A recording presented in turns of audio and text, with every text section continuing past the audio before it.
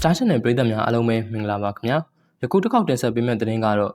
တစ်နှစ်ထဲမှာတင်အခွန်ဒေါ်လာ10ဘီလီယံကျော်ပေးခဲ့ရတယ်လို့ Elon Musk ပြောကြားခဲ့ရဆိုတဲ့သတင်းပဲဖြစ်ပါတယ်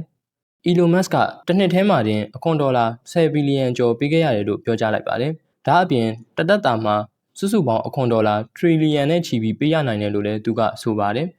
အခွန်နဲ့ကိုယ်ပိုင်ကြွယ်ဝမှုအကြောင်းပြောကြားရမှာ Musk ကကျွန်တော်တစ်နှစ်ထဲမှာတင်အခွန်ဒေါ်လာ10ဘီလီယံကျော်ပေးခဲ့ရပါတယ်လို့ပြောခဲ့ပြီးခြုံကြည့်ရင်တော့တသက်လုံးပေးရမယ့်အခွန်ဟာဒေါ်လာထရီလီယံနဲ့ချီပြီးရှိလာနိုင်ပါတယ်လို့ထပ်လောင်းပြောခဲ့ပါတယ်ဒီပြောကြားချက်ဟာနိုင်ငံရေးဗန်နာရေးနဲ့လူမှုကွန်ရက်အတိုင်းဝိုင်းတွေကြားမှာချက်ချင်းဆိုသလိုကြေးရိုက်သွားခဲ့ပါတယ်တစ်နှစ်ထဲမှာအခွန်ဒေါ်လာ10ဘီလီယံကျော်ပေးခဲ့ရတယ်ဆိုတဲ့ Musk ရဲ့ပြောကြားချက်ဟာလူသိရှင်ကြားပြောဆိုခဲ့မှုသမျှတဦးချင်းအခွန်ပေးဆောင်မှုတွေထဲမှာအများဆုံးဖြစ်နေတာကြောင့်အားလုံးကစိတ်ဝင်စားနေကြတာပါ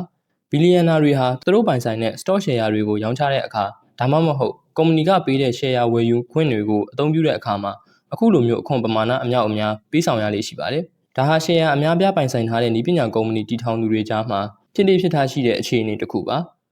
Musk ဟာ Tesla, SpaceX နဲ့ X Corp တို့ရဲ့ခေါင်းဆောင်ဖြစ်တာကြောင့်ကမ္ဘာအချမ်းသာဆုံးပုဂ္ဂိုလ်တွေထဲမှာအမြဲတမ်းပါဝင်နေသူဖြစ်ပါတယ်သူ့ရဲ့ကြွယ်ဝမှုအများစုဟာငွေသားအနေနဲ့မဟုတ်ဘဲတိုးတက်မှုမြန်ဆန်တဲ့နည်းပညာကုမ္ပဏီတွေရဲ့ stock share တွေအနေနဲ့ရှိနေတာပါဒါကြောင့်သူ့ရဲ့အခွန်ပေးဆောင်ရမှုဟာ share ရောင်းချမှုဒါမှမဟုတ်ကုမ္ပဏီကပေးတဲ့အကျိုးခံစား권တွေအပေါ်မှာပဲမူတည်နေပါတယ်။ Musk ရဲ့ဒီပြောကြားချက်ဟာကမ္ဘာအချမ်းသာဆုံးပုဂ္ဂိုလ်တွေကိုဘယ်လိုအခွန်ကောက်တင်တယ်လဲဆိုတဲ့ငင်းခုန်မှုတွေကြားမှာထွက်ပေါ်လာတာပါ။ဝေဖန်သူတွေကတော့ဘီလီယံနာတွေဟာလက်ရှိအခွန်စနစ်ရဲ့ဟာကွက်တွေကိုအသုံးချပြီးသူတို့ရဲ့ကြွယ်ဝမှုနဲ့ရှင်ရင်အခွန်နဲ့ပဲပေးဆောင်နေကြတယ်လို့ဆိုပါတယ်။တစ်ဖက်မှာလည်းလက်ရှိစနစ်ကိုထောက်ခံသူတွေကတော့စွန့်ဦးတီထွင်မှုစမ်းသစ်တီထွင်မှုနဲ့ရင်းနှီးမြှုပ်နှံမှုတွေကိုအခွန်တွေနဲ့အလွန်အကျွံအပြစ်ပေးတာမျိုးမလုပ်သင့်ဘူးလို့ယူဆကြပါတယ်။